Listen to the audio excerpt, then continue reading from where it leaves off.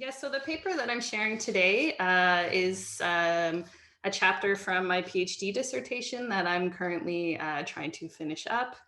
The paper draws from my ethnographic work with Hungarian Roma who migrate from Hungary to seek asylum in Canada, and the kinds of work and social reproduction that they engage in as refugees.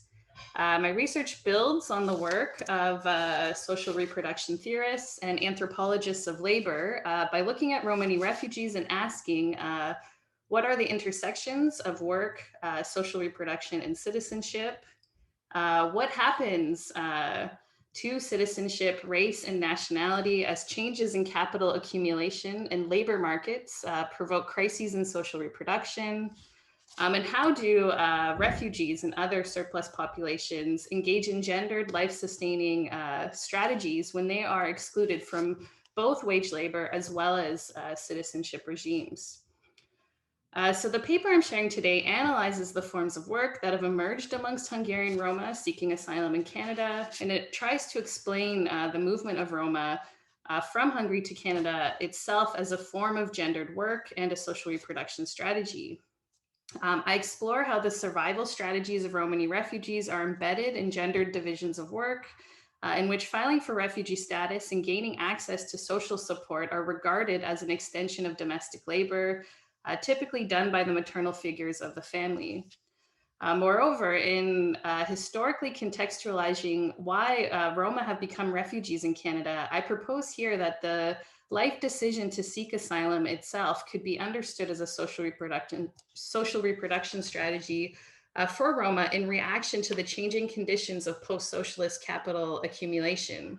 So in other words, seeking refugee protection in Canada has emerged as a form of gendered work amongst Roma as they navigate the challenges of neoliberal and increasingly authoritarian capitalism in Hungary.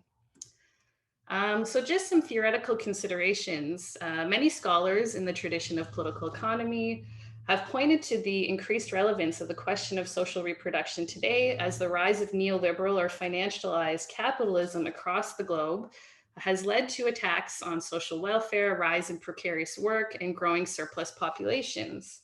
My research is in dialogue with socialist feminist theorists like Nancy Fraser, Tithi Bhattacharya, and Silvia Federici, as well as Marxist anthropologists of labor such as Sharon Casimir, Winnie Lam, and Gavin Smith. These scholars are exploring how transformations in global capitalism have led to changes in labor dynamics and crises in social reproduction. And they emphasize that we should not regard the social sphere of households, care work, and informal labor as separate from the economic sphere of value-producing work. What is crucial for capturing the myriad forms of work that are left unseen by conventional analyses of labor is to embrace an understanding of capitalism as a totality and to acknowledge that many activities, both within the wage relation and outside of it, combine to form the whole of capitalist social relations and the value that is produced for capital. So I'm just plowing through some theory quite quickly. It's a bit dense, but hopefully you can follow me. These recent studies of work and social reproduction under contemporary capitalism are especially relevant for the question of surplus populations. Understanding capitalism as a totality requires expanding our definitions of work beyond the world of wage labor and understanding the importance of non-workers and their social reproduction in the processes of capital accumulation. So instead of asking how is the working class reproduced, we must also ask how do those relegated outside of wage labor reproduce? And what role, if any, do their existence and social reproduction play in capital accumulation and the production of value? And what strategies of resistance have they employed in their continued existence outside of wage labor? So in working with refugees and analyzing their experiences through the lens of Marx's Capital, I have sought to consider how refugees and other surplus populations who do not engage in conventionally recognized wage work may still produce value for capital, usually while maneuvering global labor economies shaped by structural racism, state welfare policy, and border controls. So what my research tries to make clear is the ways in which an expanded understanding of labor, attentive to social reproduction and surplus populations, has profound implications for how we think about citizenship, migration, race, and the nation, and ultimately the politics of refugee protection. So, in recognizing refugees as a surplus population, to draw from Rajaram, we can think more thoroughly on how work and social reproduction plays out in relation to citizenship regimes, racialization, and border practices. So, that is to say, in paying attention to the social reproduction practices of surplus populations, in particular refugees, I want to recenter mobility and citizenship as central determinants of unwaged labor, particularly when we understand how these are conditioned by the changing prerogatives of accumulation. This importance of citizenship and mobility to our understanding of social reproduction, work, and contemporary capitalism became more clear to me through my ethnographic fieldwork with Romani refugees. Um, so for the past 3 years, I have been doing ethnographic work with Romani families who originate from Hungary and have moved to Toronto as asylum seekers.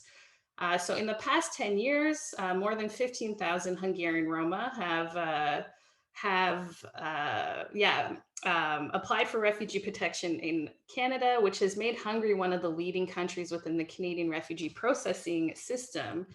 Between the years of 2010 and 2012, Hungarian nationals were the #1 largest group of asylum seekers in Canada, making up 20% of the total asylum claims filed in those years.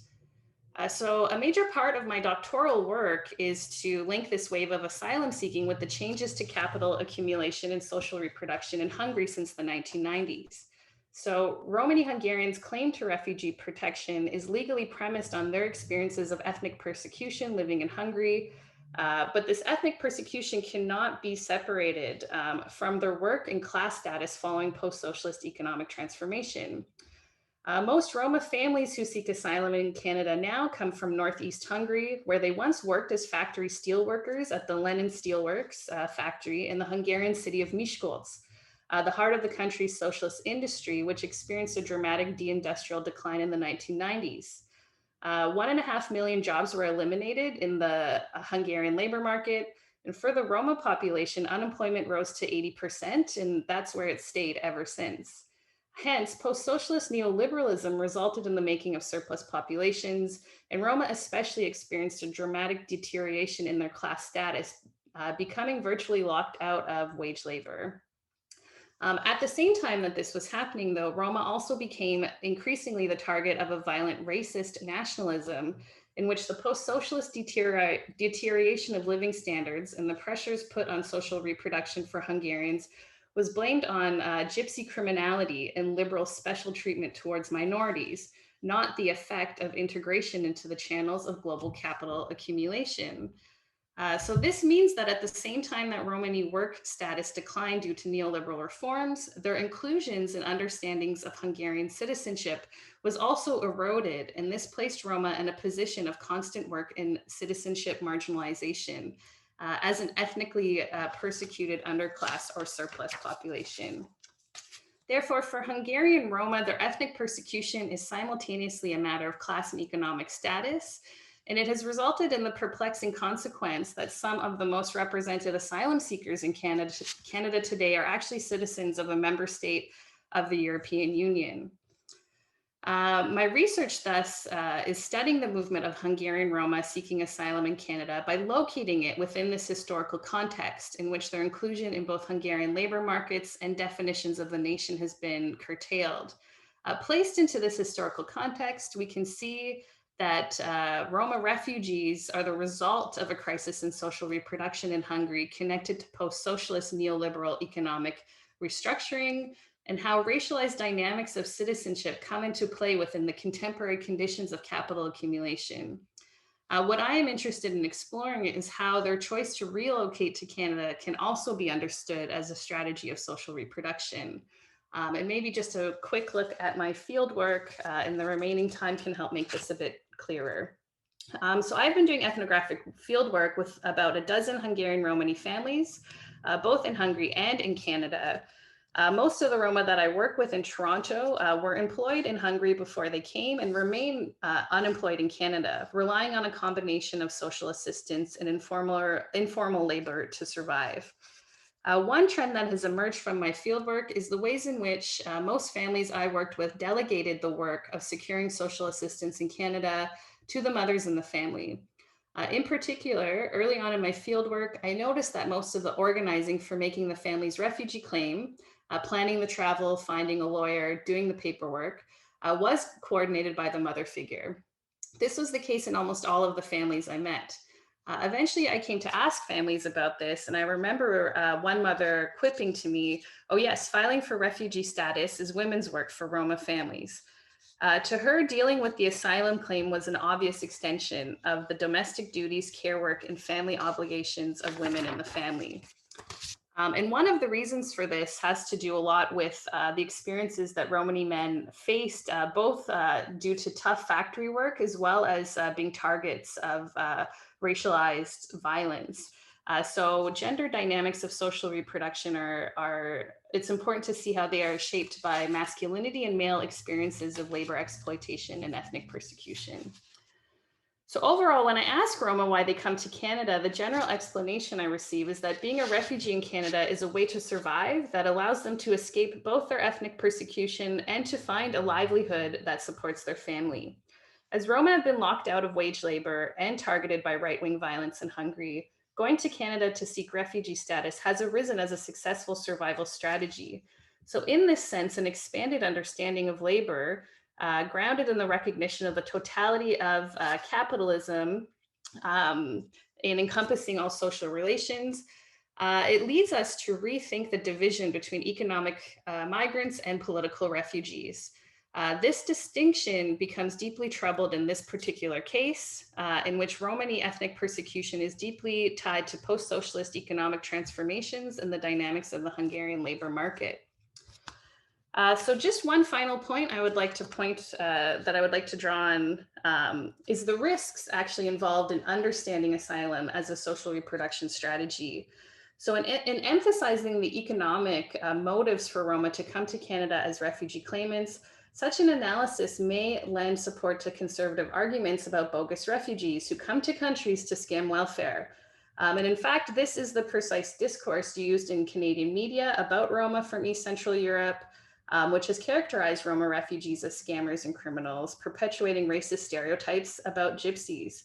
And in fact, a CBSA report precisely on Romani refugees repeatedly argues that Roma come to Canada for financial benefit. And its recommendation is that cutting Canadian social assistance would be the best deterrent against bogus refugees. So in studying the social reproduction motives of asylum seekers, there is a danger in providing empirical ammunition for this kind of anti-refugee, anti-welfare politics.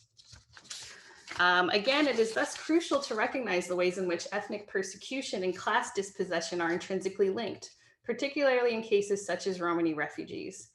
This dilemma underscores the ways in which our expanded notions of work and class must also expand our definitions of political asylum and border politics, seeing how struggles around citizenship, migration, and refugee politics are also part of class struggle and the power relations of global labor. Here it is again important to challenge the distinction between political refugees and economic migrants. So just a few concluding remarks. What does the case study of Hungarian Roma refugees who once worked as factory workers under Hungarian state socialism, became permanently unemployed during post-socialist neoliberalism, and now live as refugees on social support in Canada, offer our understanding of labor and contemporary capitalism? What I've argued here is that paying attention to the social reproduction of surplus populations and the ways in which work and citizenship intersect is an essential part of our analysis in making sense of capitalism today. And such an analysis problematizes the divisions between economic migrants and political refugees, lending new understandings to how people find strategies to survive and resist contemporary conditions of capitalism. So I will leave it there. Thanks.